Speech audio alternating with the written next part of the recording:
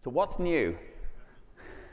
So we've got a lot of exciting new things to tell you or show you, and we're going to have a lot of live demos. So there's a high probability something's going to go wrong. And my true belief is there is no drone involved this time, so hopefully that's going to make it easier. What is our goal? As a company, why does ThreatLocker exist? We started ThreatLocker in 2017, started working on it before that, with one goal in mind, and that was to change the endpoint protection paradigm from default allow to default deny. Because it doesn't matter how good your detection is, how good your response teams are, it's too often too late to respond to an attack. It's better to block first. Now, the way that started was through this concept of allow listing, because even today, I believe the most important thing you can do, and we offer lots of other solutions, the most important thing you can do on your endpoint is to block untrusted software. Despite the fact attackers are using PowerShell, they're using other tools, they're using vulnerabilities, blocking software by default will stop more cyber attacks than anything else you can do today. And our initial goal as ThreatLocker was to create an allow listing solution that blocked untrusted software, but was manageable for all businesses, not just large enterprises with big teams and very, very static systems. And when we released our first version, we didn't know what to expect. And I remember, it doesn't seem that long ago, we got this customer to deploy a trial, and we were logging data, and it was in a learning mode. And we'd done all our demo systems, we'd done all our test systems, we'd done all our betas. But I remember looking at the logs going, what the hell is that? And what is this? And there were so many different applications. There were so many DLLs. I saw 37,000 executes from Dell Support Assist. And it became very, very apparent that this wasn't going to be as easy as we hoped it was. So what we did is we started adding features. We started making a better product because we knew it wasn't okay to say this is good enough. And we came up with this concept of tracked application updates, tracking Windows updates, Office updates, Chrome updates. And today we have over 2,500 updates that we track in near real time, 24/7, 365 days a year.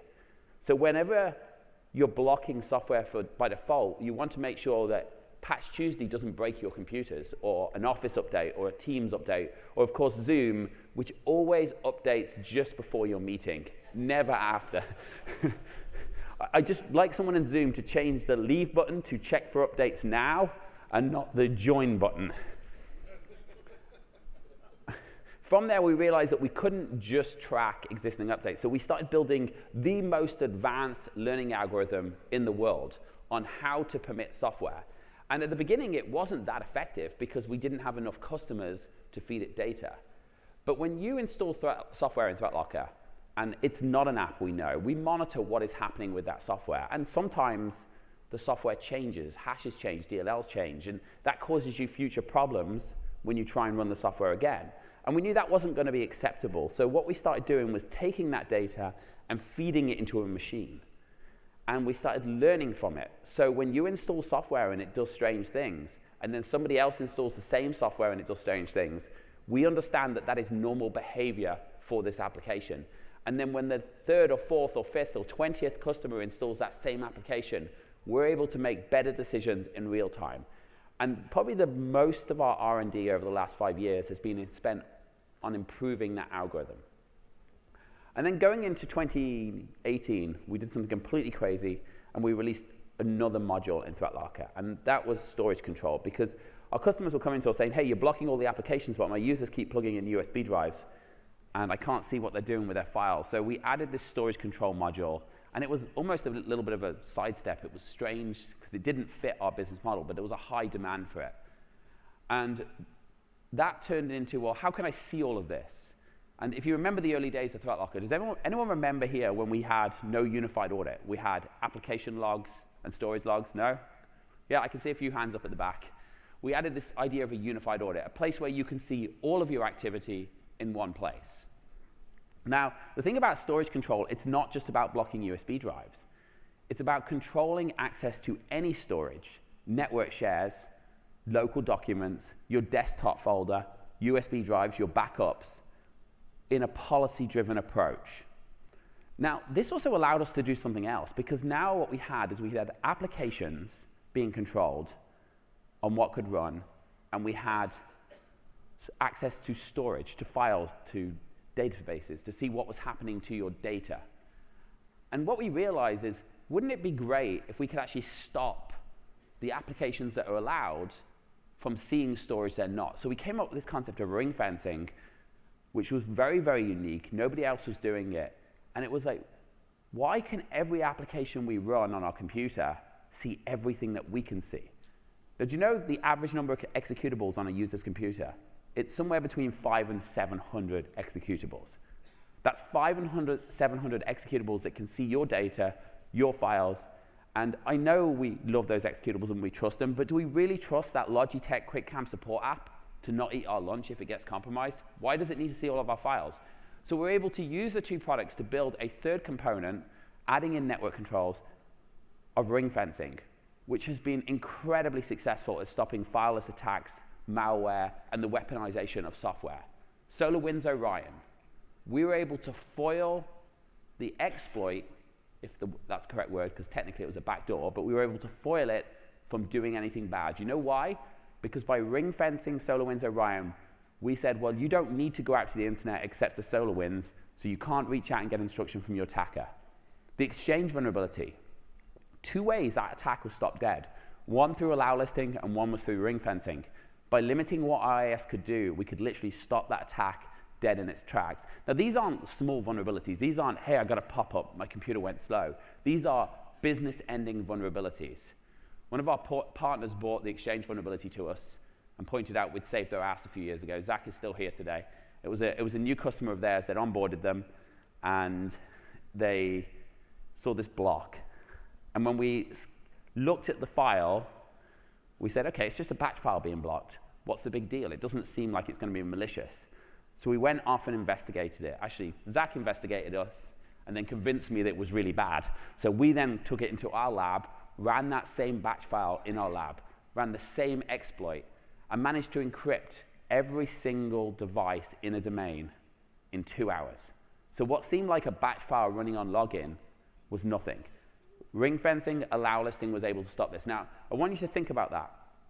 Think about how good your backups are, and I'm sure everyone who's here has got good backups. Think about how many times you've tested your restore procedures on your servers.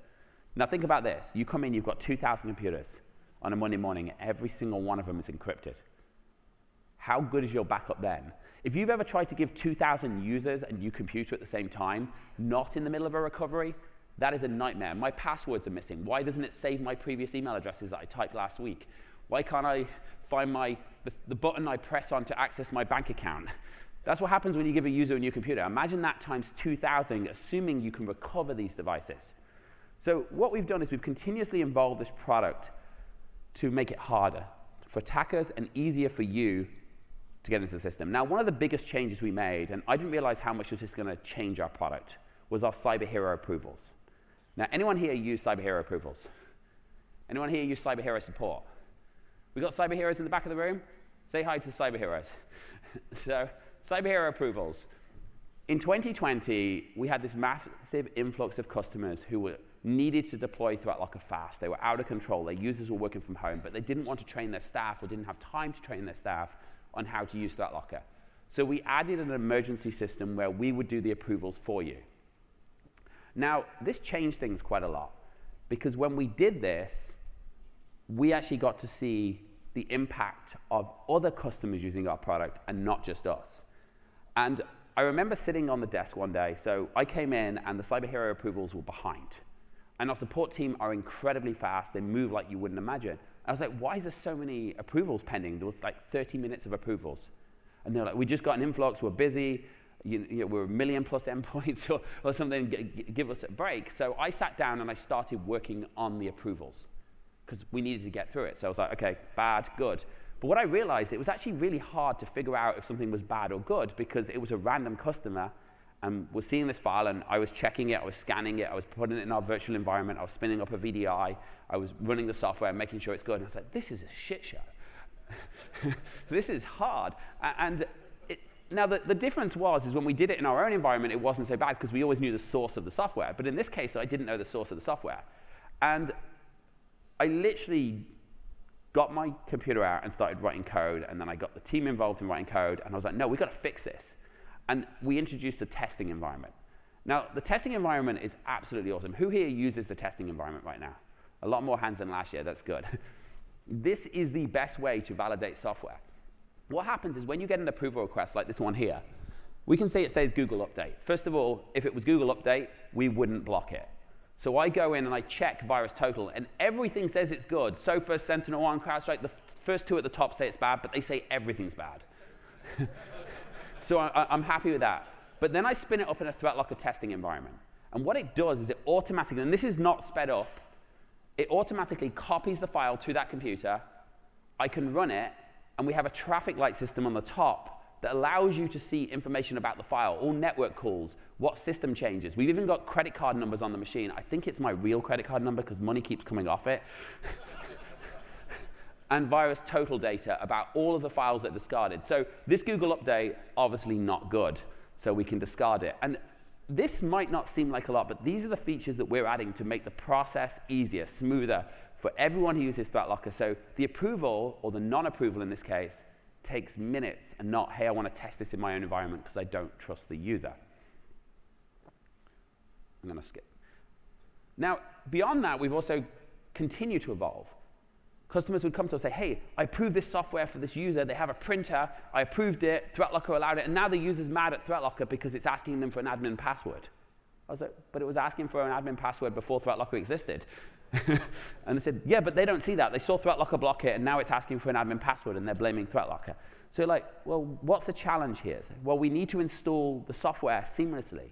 So we added a privileged access management system in where you can elevate installs on the fly. So you can say, OK, I'm approving this printer install, and I'm going to let the user run it as an admin for the next 2 hours. Just this one program, while being ring-fenced so it can't hop to other applications, and the user's not going to have to put in a password. And then, of course, last year at Zero Trust World, we announced ThreatLocker Ops, which was one of the hardest products we've released in a long time because, for a very simple reason, it was against our DNA. Our DNA is to block first. Ops was to detect anomalies in bad behavior. So we knew we were blocking everything bad, and one of the reasons we created ThreatLocker Ops was a customer of mine in Canada in 2000, I want to say 21, 22, called me up and said, what's Mimikatz? I said, it's really bad. And they said, yeah, I just got a request to allow Mimikatz on a machine. And I said, you probably shouldn't approve it. And they said, it's one of our servers.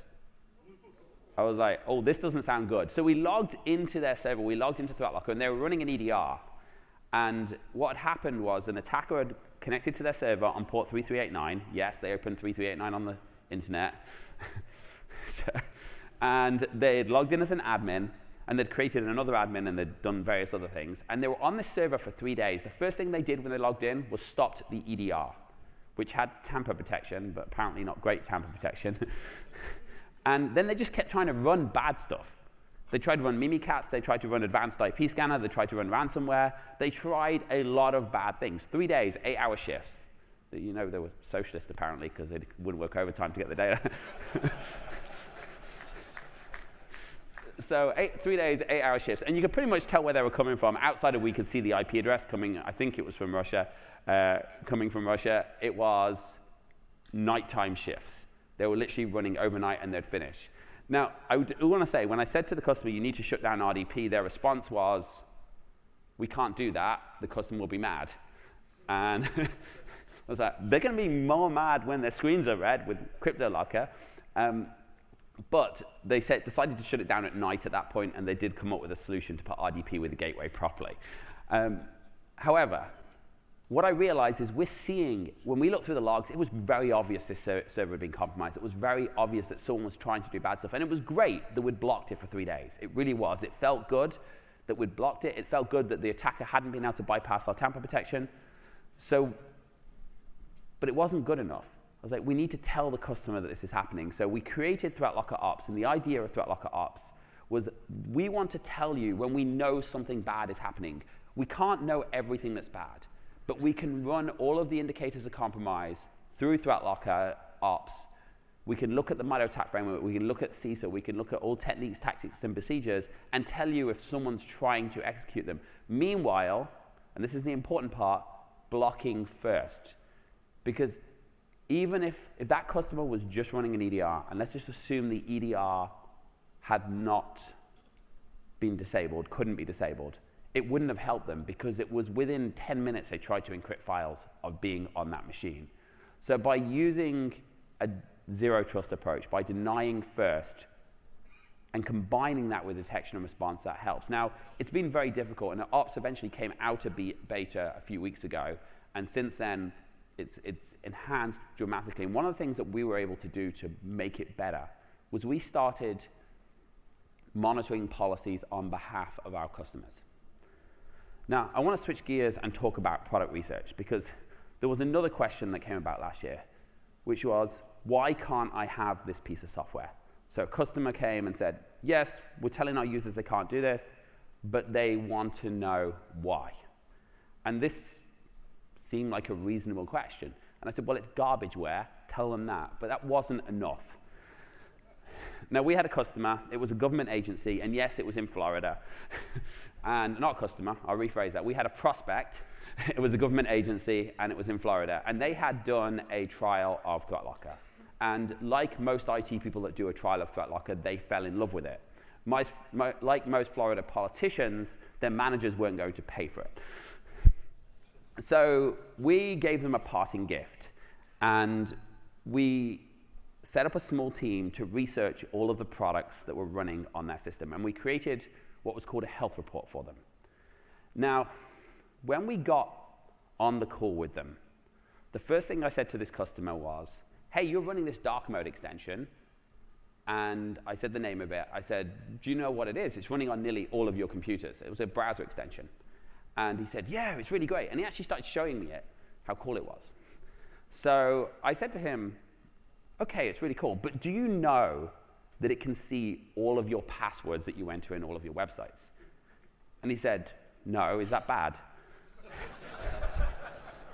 I said, well, look, it's a risk, but the question is, do you trust the product?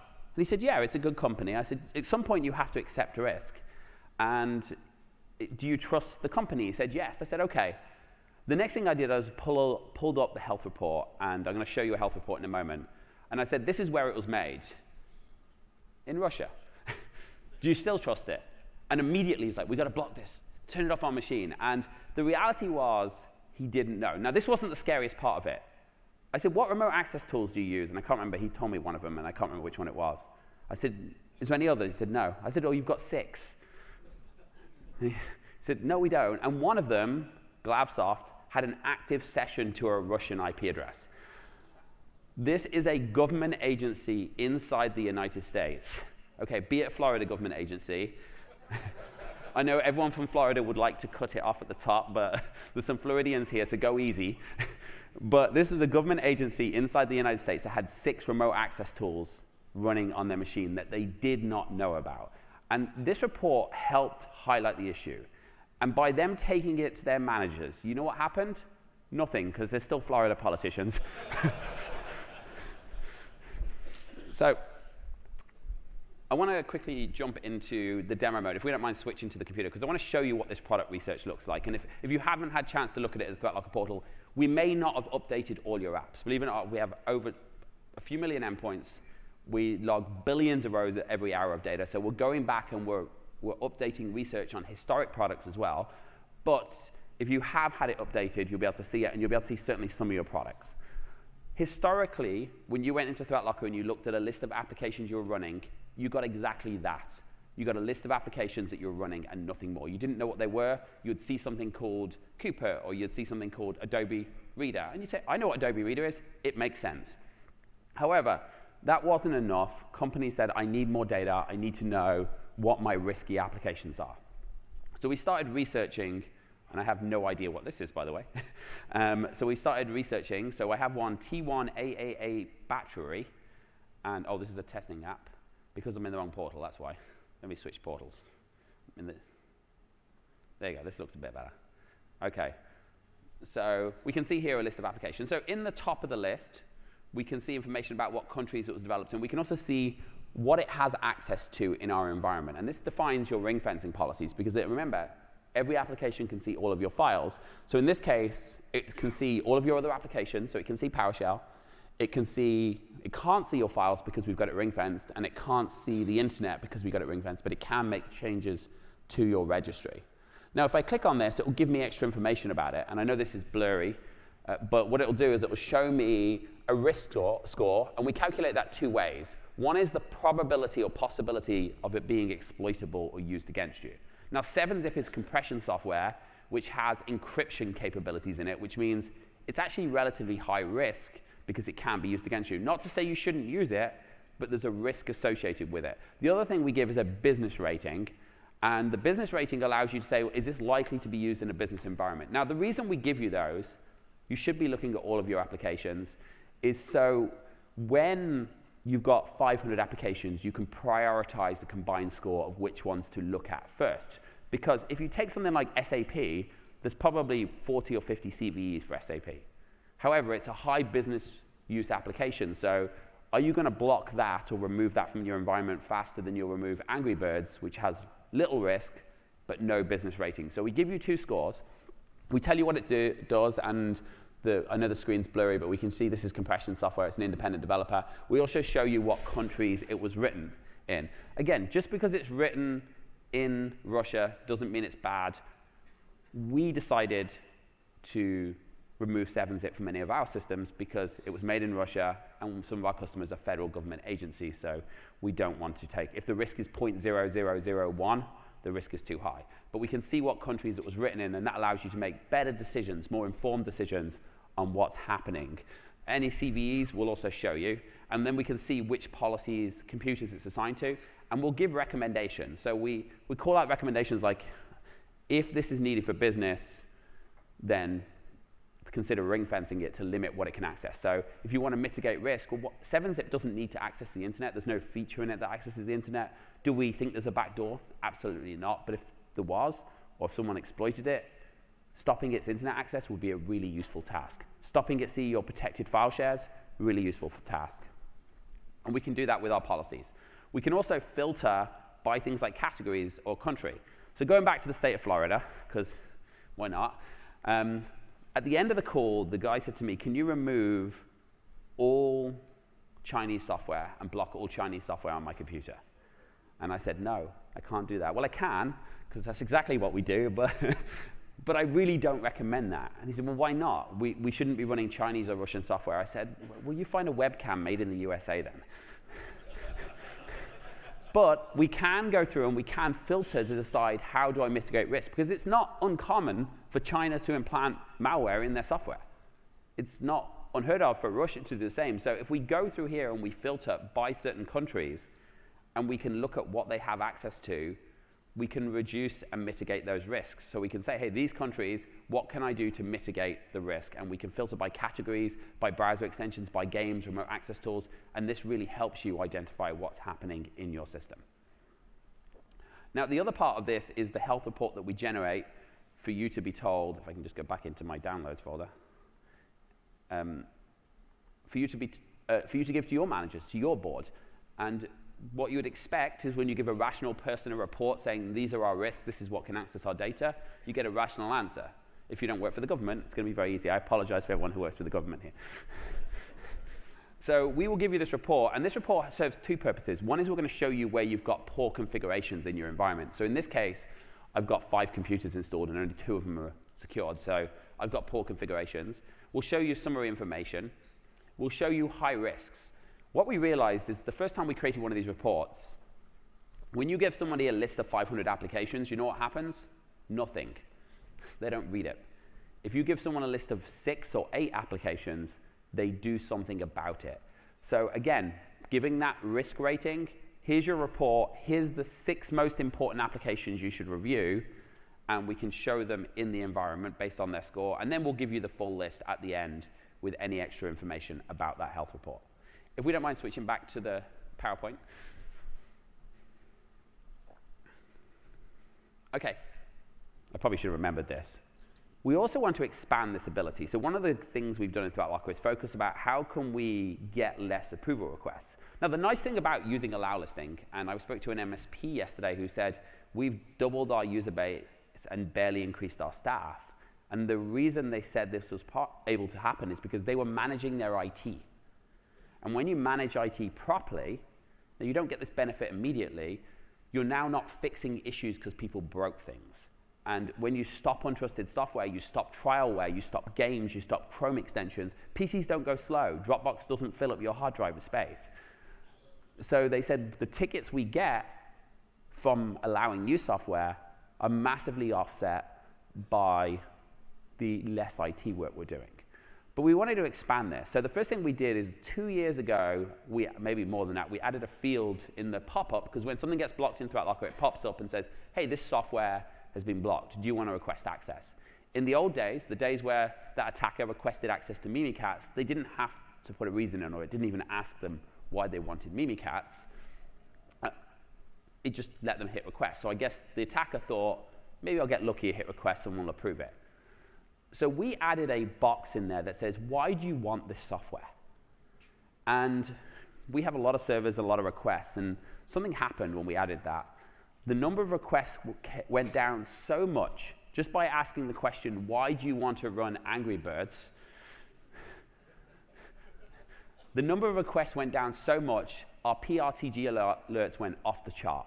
We were like, there's something wrong with the APIs. We were checking every server. There must be something losing requests. Users just clicked yes. Now, we wanted to expand this ability, and I'm going to ask you to flick back to the computer if you don't mind. So the users had more data, because we're showing you data. We're showing you what countries, if we can switch back to the laptop, that'd be great. There you go. We're showing you what countries this software is made in. We're showing you what it does, what information, so you as IT professionals can make decisions. Now, that's not enough. What if you didn't have to make the decision? So I'm going to go to my favorite coupon clipping site here, and I'm going to get a free coupon. Let me just reload the page.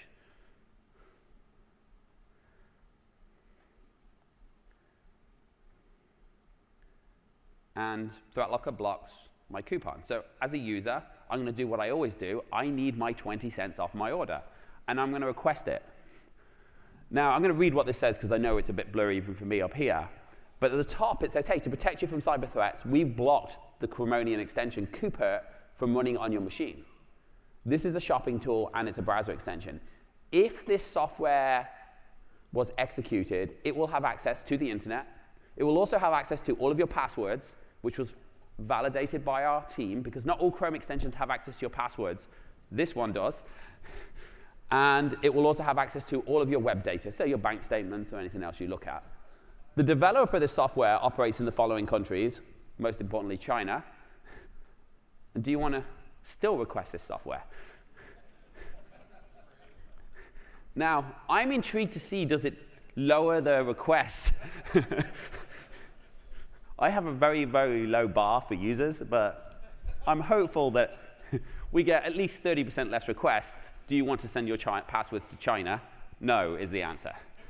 So this is very, very exciting, because now you're seeing the data, but also the user's seeing the data. And hopefully that means less requests, less coupon clippers, less browser extensions, and also having a reason makes it a little bit more, hey, tell me why you want this coupon clipper that can see your passwords. And if we can switch back again, if you don't mind. Of course, who here uses the ThreatLocker app on their phone? Again, more hands this year. So anyone using the newest version with all of the features, the unified audit, and all of the other cool things? Because a year ago, so I got a few less hands. So we released a new version of the app this year. The app no longer just allows you to approve requests on the fly. It also allows you to see the unified audit. It also allows you to see policies and essentially manage nearly all of the ThreatLocker portal from one site. I say nearly because it's hard to use a testing environment on a screen this big. But a lot of the features are available to make your life easier. Now, I want to move on to Cyber Hero support. Okay, who here has used support? Okay, give a yell out to the people at the back of the room who are in support. How many support people do we have here? We got, I can see probably maybe 8, 9 hands, although there's lights in my eyes, so there may be more. So who thinks support's good?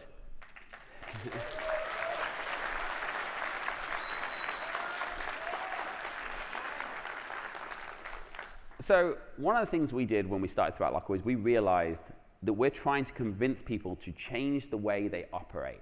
How do you convince someone to go from allowing everything to denying everything? And at the start of us was 3 founders, 3 of us. And we got on a call with a hospital, and they said, we need 24-hour support. So I was a startup at that point. I would say anything to get the deal. So I was like, yep, we do 24-hour support. And we put up notifications on our phone to push, and this is where the live chat came from. And our support is based here in Orlando.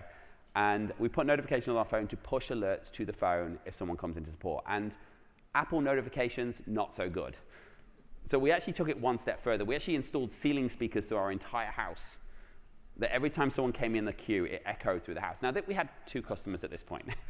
So we didn't get tickets too often. It was like once a month we got a ticket. But they did come in at 2 a.m. in the morning. Now, being a developer, being an IT person, it was very easy for me to deliver really good support because I knew the problem, and if I had to write code at that point, I would. We didn't have big teams of developers and everything else. However, it was really important to us, how do we expand this? Because it works when it's just me and ceiling speakers and Sammy and John, but how does it work when we have 340 employees? How does it work when we manage millions of endpoints? How does it work when we've got 46,000 companies using ThreatLocker service? And I can say one of the things I'm most proud of with ThreatLocker is this is the snapshot from live chat. I will say the numbers do round, so it's like 99.9%, but they round to 100% of satisfaction for me, which is very nice of them. But we have, and by the way, the 0.1% is normally end users getting mad that we won't permit their software. But we had in the 9,951 ratings in the last month, and probably about 3 or 4 times more support tickets than that. The global benchmark, according to them, is 86% satisfaction. We are at 99.9, say. And the average response time, 365 days a year, is 23 seconds. If you come in at 2 a.m. on Christmas morning and you're running a hospital or an airline and you need help permitting software or you want to know what's happening in your environment that looks suspicious, one of our cyber heroes is going to be there to help you. And it is someone, now, ask the people around you. If you're not a ThreatLocker partner, if you're not a ThreatLocker customer, speak to the people at your table, speak to the people next to you and say, what do you find? How do you find the support? Do you like it? And it's probably one of the best, most important things for someone who's trying to change the way that endpoint security works.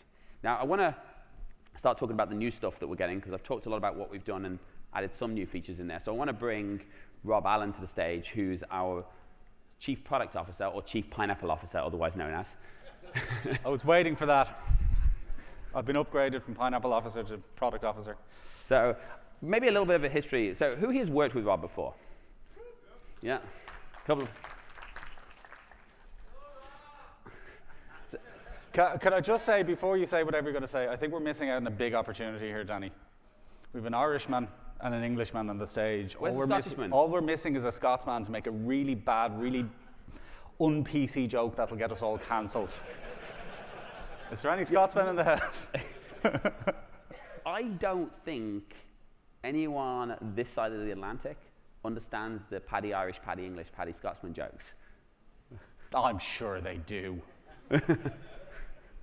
And the way the English tell them is very different to the way the Irish tell them. Normally, there's a really dumb person in it, and depending on who's telling the joke, the Scottish are always drinking. That's a common. I was actually looking one up before we came out, and it involved an Irishman throwing an Englishman off a ship. So, anyway, I'd also like to thank you as well for inviting me here to contribute to the part of the presentation most likely to go up in flames. Very much on brand. Very much on brand. So, probably worth starting with community. It is probably worth starting with community. So, we have phenomenal customers. We've got phenomenal partners who are going to do amazing things with these products. We also have amazing teams internally between our support team, our ops team, who are working round the clock, building out sets of policies that customers that can use, can apply to their own environment. But as I said, the bits that the customers are going to build are the ones that I am most interested in, because we have some really, really clever partners, and they're going to do some amazing things with ops. But they also do amazing things with the rest of the solution. And that's why we've effectively upgraded the community. So the original intention was just you could share policies between you. But you can share all policies between you. You can share application control policies. You can share network control policies. You can share, obviously, ops policies. We're going to talk a little bit about remediation in a few minutes as well. You can share remediation steps as well. So it's about everybody sharing the information together and putting it in one place where it's accessible, it's easy, it's a click of a button away. So I will tell you, there's a few different ways you can use community. One of the things we've done is we have a full ThreatLocker ops team now. Their job is to hunt for threats, to find risk. Every time there's a vulnerability, every time you see something in the news, they're going to go off and they're going to say, what does ThreatLocker do to stop it now? And what enhancements can the customer make? AnyDesk, perfect example. Perfect example. And somebody came to me yesterday, and even the ConnectWise vulnerability, customer came to me yesterday and said, look, it was amazing how quickly you guys turned it around. You were literally able to spot the indicators of compromise and alert that it is being compromised in an environment. So what they're doing is, the first thing they're doing is saying, do we need to do anything more to block it? And the answer, when you operate in a true zero trust environment, when you are ring fencing your apps properly, when you are only allowing certain software, the answer should be no. But there are exceptions, and they'll go out and say, if you've got this enabled and this enabled, it's going to be blocked. The second answer is, how do we add automatic alerts, if you're using ThreatLocker Ops, to show you that this is happening? And AnyDesk, I know just a few days ago, there was a customer, they were using, they downloaded, again, blocked, a piece of malware using the new AnyDesk cert, blocked, but also alerted using ThreatLocker Ops. And that was published both in community, but also in our core rule set, which means it applies automatically unless you override it. Other examples of community? Other examples of community? I mean, there's some on the screen. These are the ones that our guys have been working hard on creating. Do you want to switch to the beta tab? Because we've got two portals here. We've got dev portal and our beta portal. And is the other one? No, it's logged in. That you're going to need to log into again? No, it's not. You didn't break my machine already. There's 3 tabs. There you go. There you go. So AnyDesk is obviously up here in the top left, most recently added. Disabling detection tools. Windows Defender's right up there on the top. That's a really good example. You can actually trigger for alerts. Hey, did someone try and disable Windows Defender? Did someone disable ThreatLocker? Did somebody clear the Windows event logs? Was there any indicators of Mimikatz running? I think the ConnectWise one is, it shows if certain files are changed. Yeah. Did someone try and change this file? And they're able to put these policies in community for you to subscribe to if they're relevant to you. If they're relevant to the world, we will automatically subscribe anyone with ops to them to get alerts on them, but also edit them. So you may decide, hey, if I get a connection from an RD public IP address on RDP, someone screwed up. So I want to change it to actually lock down the machine automatically, or maybe shut down all network traffic because it shouldn't have happened in the first place. And the beauty about this is they're infinitely configurable. So even if you take a pre-can policy from our community, you can change it. You can adjust it, amend it to suit your particular environment. So we had a number of examples. I actually came across one the other day, a particular piece of software that was basically upgrading itself, but it would restart the service or create a new service. And that's one of the indicators of compromise. So we're able to create an exception for that policy to just say, look, this is the indicators of compromise, except if it's this particular piece of software that's doing it. So it's infinitely configurable. Now, we're now extending community to include what's called remediation policies. Our cyber heroes do a great job at helping people. So they'll often someone come into support and say, hey, we've got this app on our computer and it shouldn't be there. And you're blocking it, great. But we want to know how do we remove it. And the cyber heroes right now give an unofficial support to, here, I've got a script for you. I can go and find you a script to uninstall. I don't think there's a script to uninstall Mimikatz, but uninstall Metasploit, for example, because it shouldn't be in your environment. And they'll give you those scripts, or they'll help you unofficially. But that's becoming more and more common. So what we did, we had 2 sets of customers and very, very both conflicting opinions. One of which was, and I'll generalize them into buckets, but one of which was on the MSP side that said, we need to know how to uninstall this software. But the other one and run the remediation script on our own tools. Because we've got these things called RMMs. They're basically nuclear weapons. They do everything we need. And we just tell us what we need to do. And then on the other side, we have enterprise customers who don't use RMMs because they're terrified of them. So, Rightfully so. and they say, how do we resolve the issue? So we polled a number of our customers to say, if ThreatLocker could run this script for you, would you want us to run the script for you?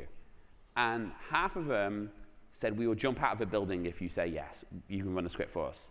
The other half of them said, we need you to run the script. What do you mean? That's a stupid question. So we had to come up with a solution for this. It's like dealing with my kids. So they've got very, very different opinions. So we had to come up with a solution to this on how do we allow customers to run remediation scripts. So have you got an example remediation script? You have to switch back to dev because we haven't put them on. Different window, different. We're trying to keep this under embargo until 10 o'clock. Danny's demo. Culchi. That's an Irish joke. Okay. I wasn't calling him a culchi. That was a dev account. How many witnesses do we have here? Okay. So, Remove administrator from endpoint. That's probably as easy. Oh, there's an easy one.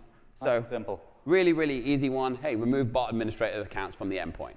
So what we did is we expanded community beyond just the normal tools, but the ability for us to publish remediation scripts for known issues. And it could be something as uninstalling crappy software. It could be removing an admin. Now, what we're giving you is the script. So you can take the script and you can run it into your own environment. But then in addition to this, and I'm going to ask you to pull up the demo of this, we've also added a feature, an optional feature with a separate installer that has dual factor authentication and separate validation that doesn't have to run if you don't want to install it. So it's not built into our agent. A feature that allows you to run the scripts either directly from community or just your own scripts from the ThreatLocker portal. And I don't know if you want to, I think you're going to ask me. No, I'm not doing this demo. But you're doing part of it. I don't know which one it is. This one here. Oh, ThreatLocker Ops. So has anyone here seen the ThreatLocker Ops screen? Anyone using Ops yet? Hopefully we get a lot of people to look at Ops. One of the cool things about Ops is we can see everything about the machine in one place. And we've added this new tab, the Remediator tab. So if we switch over to the, don't press that button. That's the isolate button. The big red button.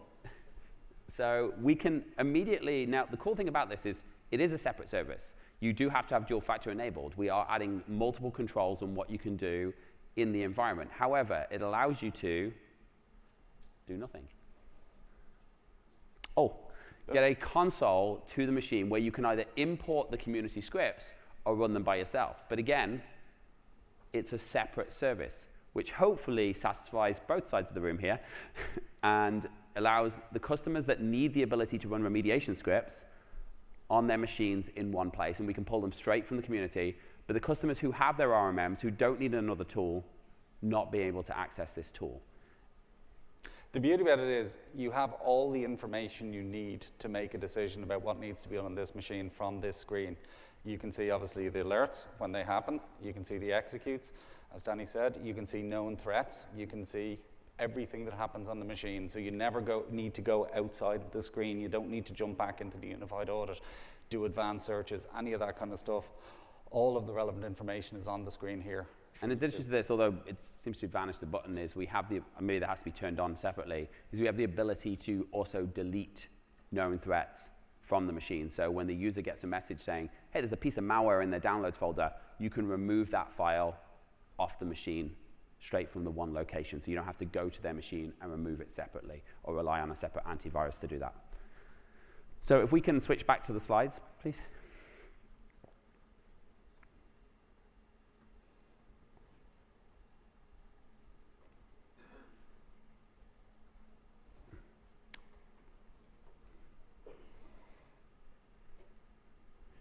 Dramatic. Oh, this is the slides.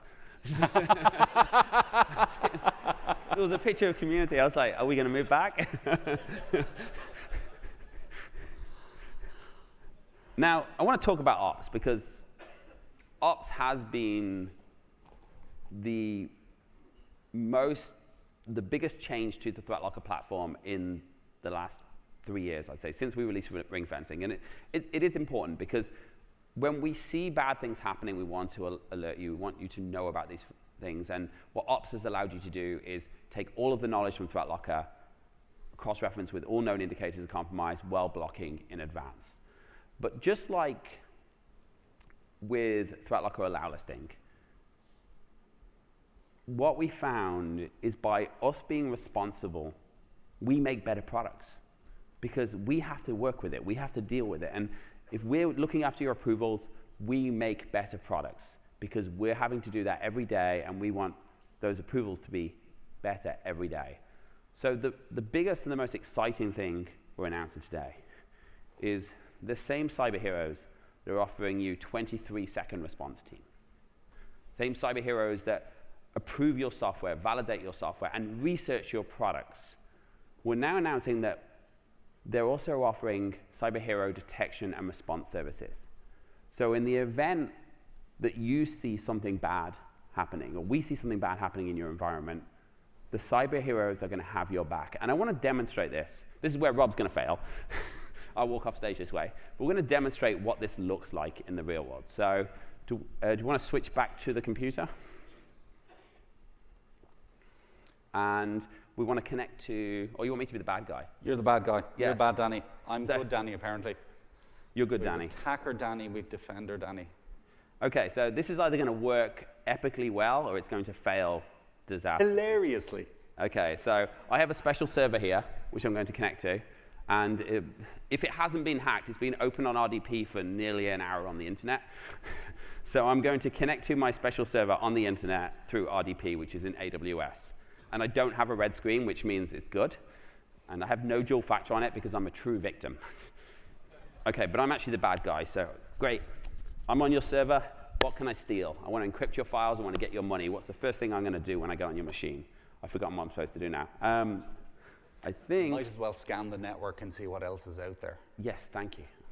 Thank you for helping the bad guy out. So I'm going to run advanced IP scanner, because that's the best thing to do. Oh, shit. It got blocked. OK, so I'm not going to run advanced IP scanner, because it got blocked. What I'm going to do next is I'm going to go and try and create a new user account, I think. So I'm going to go into computer management, because this is what bad guys typically do. Let's create myself a new user account. So,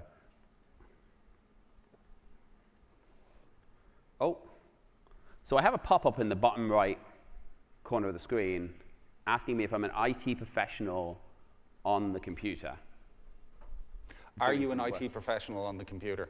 Well, I'm a bad IT professional. So I can scan this QR code, but I'm not going to scan the QR code because I don't have access to it anyway. But what I'm going to do is I'm going to keep working because I don't care what this guy does. So I'm going to go and create this new user account. Now, by the way, that pop-up came from ThreatLocker Cyber Hero Response Team. So somebody has noticed I'm doing something that might be suspicious, not definitely is, and they're questioning, am I on the machine to authenticate myself, or am I not on the machine? Danny, I've got a phone call coming through. I'm guessing it might be our friends in the Cyber Hero management team. That seems a bit quick, but I'm going to keep working fast. Okay. So, can we answer that call? It's supposed to be fed into the Bluetooth. It. I want to see if this works. This is supposed to be in the Bluetooth. Hello, Danny. This is Jerry calling from Auto Care Warranty Services. Okay, cyber heroes aren't that quick. Okay. Spam call. Hang up. Okay, let's. So I thought that was a bit quick. It was a bit quick. This is what happens when Rob turns his phone off silence. Okay, so I'm now going to do this. So maybe you want to show these guys what's happening in the background as the good guys. So I'm going to minimize my server, and you can go into Culture portal. Okay, so we have a Culture portal. If we go into our response center and we go into our threats, we can see what's been happening. So we can see basically the entire series of events. Now, this is you as Culture IT manager, yes? Good, Danny. Yes. Culture IT manager. I'm not a Culture. It says Culture Call. So only the Irish people in the room understand that. Yes. So redneck. I'm translating for the people. Okay, so explain what we're seeing here. So the first thing we can see is a alert has been triggered, which is an RDC, or a remote desktop connection, from a public IP address. We've got all the information there. We can see the source IP address, we can see the destination IP address, and we can basically see everything that's happened. Second thing was the IP scanning tool being detected. Again, all the information that you can normally see through the event in the unified audit is here in this one screen, so we don't need to go anywhere else to make a decision about this. So we can see what ran it, we can see the user that ran it, we can see what happened. Obviously, it was blocked because blocking things is what we do. But that doesn't mean that you don't want to know when this happens on one of your servers. The last thing was, okay, new user. I think there's more scroll up if you scroll up there. Oh, where? You can scroll up to the top of the screen. Not the last thing then? Okay, so a new user account has been created. Worth mentioning the information message here. So alerts that go to the CyberHero response or your own response are warnings or severe alerts. Information messages are still logged because they may be supporting information. So creating a user account is not something you want your MDR to respond to, but maybe adding it to the admin group is something you want them to respond to. So the information's logged so they can see that the account was created just before, and then the alert at the top shows, pulling straight from the Windows event log, that it was added to the group. Okay, all the information. I want to be back to bad guy, so can I go back to bad guy and do some more bad stuff here? Hacking.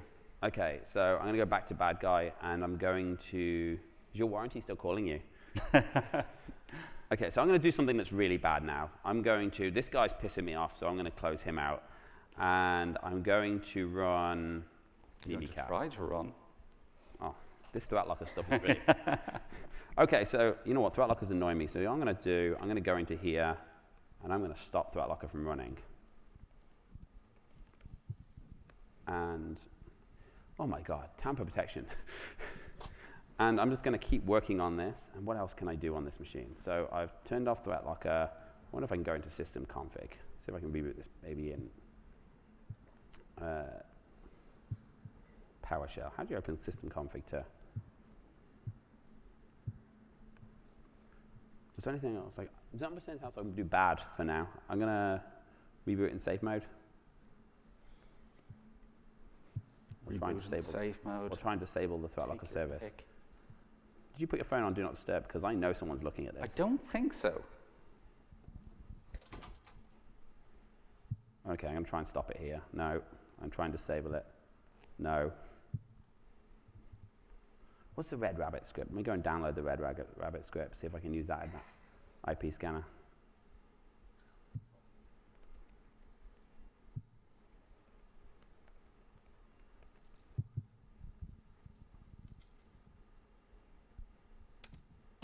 Is that a text? Nope, not yet. Oh, wait there, my remote desktop just ended. And you know what? Why my remote desktop just ended? Oh, hello. Okay, let's see if we can do this. Hello. Hello, this is the ThreatLocker security operations team. We're CyberHero contacting you due to some suspicious behavior we're seeing on your device. Am I speaking with Kyle Reese? Yes, this is Kyle. Perfect. We did see some suspicious behavior on your device and have locked it down. But before I share further details, can you verify the PIN code I've sent via SMS? Oh, it's 424269. Perfect. Appreciate that verification there. Just to let you know, we did see a public IP address establish a remote connection to your server. This is, my server. Yes, on your server there. Oh, and then we saw some advanced IP scanner attempt to execute. It was denied. And then we saw a privileged account created within the server. Okay, Following I didn't do any of those things. Yeah, following that, unfortunately, we did see an attempt for Mimikatz to execute, as well as the ThreatLocker service to be stopped, which we responded by locking down your machine. Oh, thank you very much. Yeah, you're welcome. We'll be building up a report for you, and we'll give you further details. We're also going to plan out some steps to remediate this for you. Fantastic. Thank you so much. Have a great day. You're welcome. That was cool. I like that our support put a really professional voice on.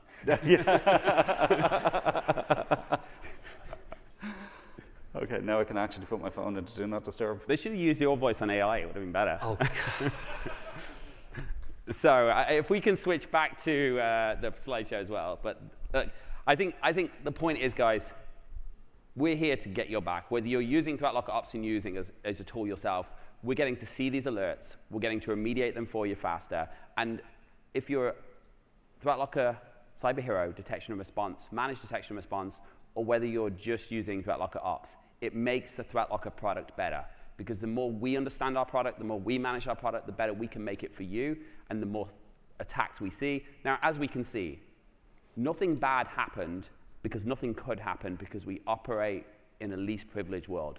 Advanced IP scanner couldn't run. I couldn't stop ThreatLocker. I couldn't run Mimikatz. I did connect to the server because some fool opened RDP and left it on the internet, but ultimately this responded with, hey, someone's got your back, someone's watching you, and they're the same people that are used to watching you all the time.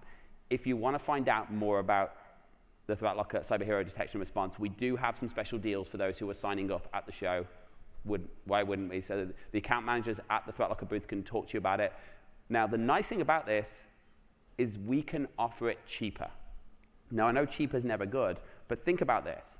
We know if you're in a secured environment, the likelihood of a real attack happening is lower, which means our operations center get less alerts. So rather than you paying that traditional $5 plus per month on detection response, if you're in secured mode, you're going to be paying closer to $2 with some special deals going on here today. So come by our booth, talk to us, schedule an onboarding call with us. I think we're pushed out to about 2 weeks now. Schedule an onboarding call with us where we'll get you up and running, and we'll start monitoring all of your logs and all of the alerts. Whether you're using our detection and response or not, all of the core alerts will be built into your account. You can opt out of them, so you can create override alerts. But if we find a new vulnerability, if we find a new exploit, it automatically gets added to your ThreatLocker Ops accounts, and you will see that. Maybe you want to re-pull up one last time, if we can switch back to the computer, what we see now on Ops with all the Mimikatz and everything. Community or the Ops? No, in the Ops on the computer that was compromised. Oh, sorry, of course. Oh, the cyber hero cleared it down. No, it's in remediation on the right. Oh, so what happens when the cyber heroes move it to remediation? It will go into the right side, and we can see all of the history here before. We can see the detection of Mimikatz. We can see, if we click on those, we can see any links to the MITRE ATT&CK framework or anything like that. Any attack train, we can see the severity of the alerts, and we can see everything that's happening. And also, when we go through all of the other tabs, we can see all executions, all network traffic, again, in one place. And if Rob does decide this is a good machine, which probably not, because it's open on the internet, and we've been looking for now. I'm not taking the responsibility of removing lockdown on that machine. We can click the remove lockdown button and bring the machine back online in a cleared state. So if we do overreact. The other nice thing about ThreatLocker Ops, we will create a runbook with you.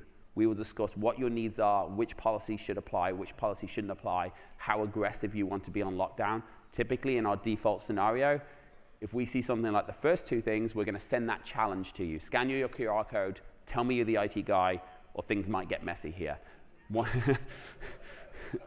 If we don't get a response from the QR code, the cyber hero wasn't, under our default runbook, wasn't locking you down for running advanced IP scanner or trying to. But they are monitoring it in a much closer fashion to see if you do something that maybe crosses that line. Stopping the ThreatLocker service, they will lock you down for trying to do that after getting that prompt, or trying to stop it at least. So they will work with you. Can we explain what lockdown is, by the way? Because I think lockdown's really cool and not everybody might understand it. It's basically block everything. Okay, so it's block network traffic, it's block executions, it's stop everything from running, it blocks access to all storage. So even somebody physically sitting at a device trying to get up to no good and that machine is locked down, they're not going to be able to do anything. Good example of why this is important. Anyone here ever had a machine isolated by a SOC or an MDR? Yep. Okay, you know what happens when you isolate a server? Takes it off the internet. Stops the RDP session, all's good. Unless ransomware is currently encrypting files. At which point, those files continue to encrypt in the background, whereas lockdown, and we have two options, we have isolate and lockdown. Lockdown means nothing can run. You can talk to ThreatLocker, you can unisolate it, you can do things like that, but you cannot change a file, you cannot elevate anything, you cannot click on the start menu. If you're physically in front of the machine, it's basically in what we call you're fired mode. Bricked. And it's a very useful button when you're about to term someone. You just press that red button, their machine becomes unusable. And then when you remove it, it gets cleared out again. So I think if we can switch back to the slide just for the final closeout.